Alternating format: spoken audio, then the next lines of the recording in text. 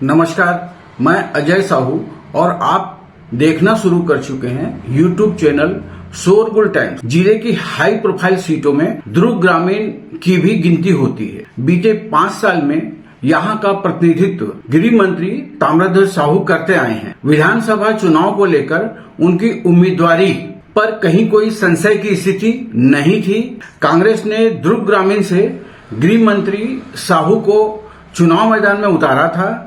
वहीं भाजपा के जिला महामंत्री ललित चंद्राकर नए चेहरे को मौका दिया था।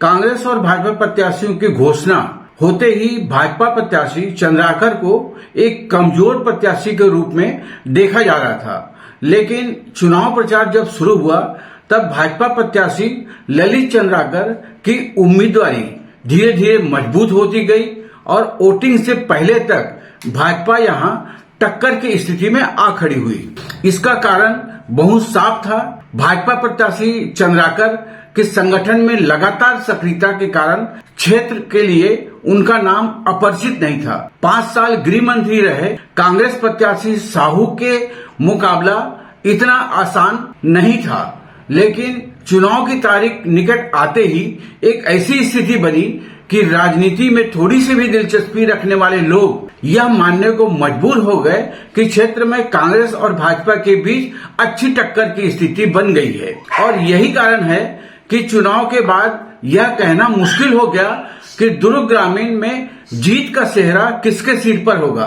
पूरे चुनाव के दौरान इस हाई प्रोफाइल सीट पर भी चुनावी माहौल देखते ही बना था। भाजपा प्रत्याशी ललित चंद्राकर ने मतदाताओं को अपने पक्ष में करने कोई कसर बाकी नहीं छोड़ा। सुबह से देर रात तक वे मतदाताओं से सीधे संपर्क करते रहे।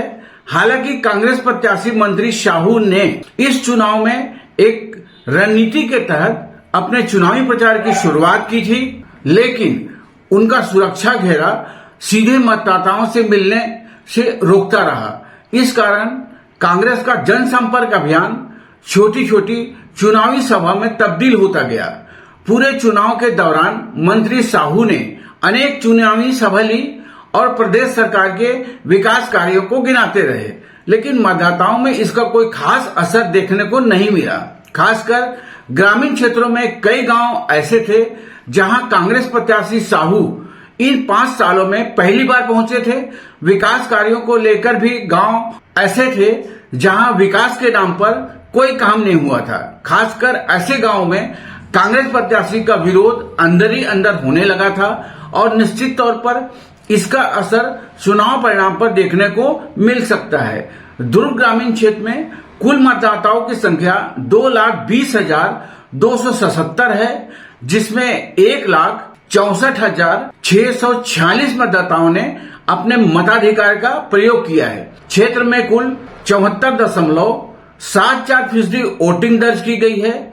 साल 2018 के चुनाव में भी वोटिंग का प्रतिशत करीब करीब इतना ही रहा है। कांग्रेस और भाजपा प्रत्याशी की तमाम कोशिश के बाद भी 55,000 से अधिक मतदाताओं ने वोटिंग नहीं की, जिससे यह कहा जा सकता है कि वोटिंग को लेकर लोगों में अभी भी जागरूकता की कमी है। चुनाव के बाद अब दुर्ग ग्रामीण क्षेत्र में हार जीत को लेकर गुना भाग का दौर शुरू हो गया है। कांग्रेस और भाजपा के लोग अपने अपने हिसाब से तर्क लगा रहे हैं। क्षेत्र के चुनावी माहौल को देखते हुए लोग किसी निष्कर्ष पर नहीं पहुंच पा रहे हैं। यह इस बात की ओर इशारा करता है कि गृह मंत्री ताम्रध्वज साहू के पक्ष में एक तरफा माहौल नहीं है और क्षेत्र में ऐसी स्थिति निर्मित होना कांग्रेस प्रत्याशी साहू का क्षेत्र में उनके प्रभाव को घटाता है। प्रदेश में 5 साल कांग्रेस की सरकार रही है। कांग्रेस प्रत्याशी साहू ने सरकार में एक महत्वपूर्ण विभाग के मंत्री रहे हैं,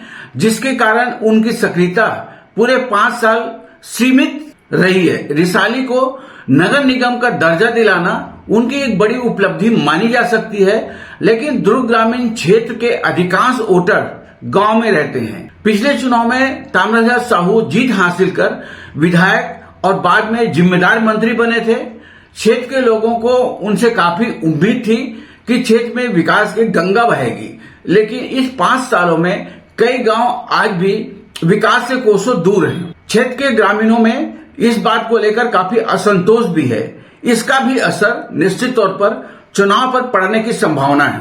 प्रदेश के गृह मंत्री के खिलाफ चुनाव लड़ना भाजपा प्रत्याशी ललित चंद्राकर के लिए इतना आसान नहीं था, लेकिन पूरे चुनाव के दौरान उनकी उम्मीदवारी से उत्साह और चुनाव में टक्कर की स्थिति निर्मित करना भी कोई मजाक नहीं है। दुर्ग ग्रामीण क्षेत्र में ओबीसी मतदाताओं की संख्या अधिक है।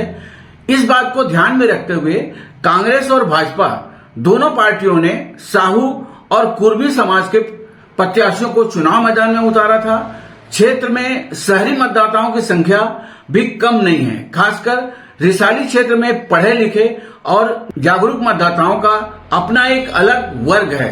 रिसाली को नगर निगम का दर्जा मिलने के बाद क्षेत्र में विकास को गति मिली है, जिससे यह अनुमान लगाया जा रहा है कि चुनाव में इसका लाभ कांग्रेस प्रत्याशी को मिल सकता है। लेकिन ग्रामीण क्षेत्रों में भाजपा का एक अलग माहौल पूरे चुनाव के दौरान बना है, जिसके कारण भाजपा प्रत्याशी ललित चंद्राकर की स्थिति मजबूत बनी रही है। चुनाव के बाद क्षेत्र में अब तक जीत हार को लेकर अटकलें लगाई जा रही है, लेकिन स्थिति अभी भी स्पष्ट नहीं है। घोषित चुनाव कार्यक्रम के अनुसार 3 दिसंबर को वोटों की गिनती होगी। वोटर को उस दिन का बहुत बेसब्री से इंतजार है। शोरगुल टाइम्स ने चुनाव के बाद की स्थिति को अपने वीडियो में कवर करने की कोशिश की है। आप भी देखें। इस चैनल को सब्सक्राइब करते हुए वीडियो को लाइक करना ना भूलें। नमस्कार, धन्यवाद।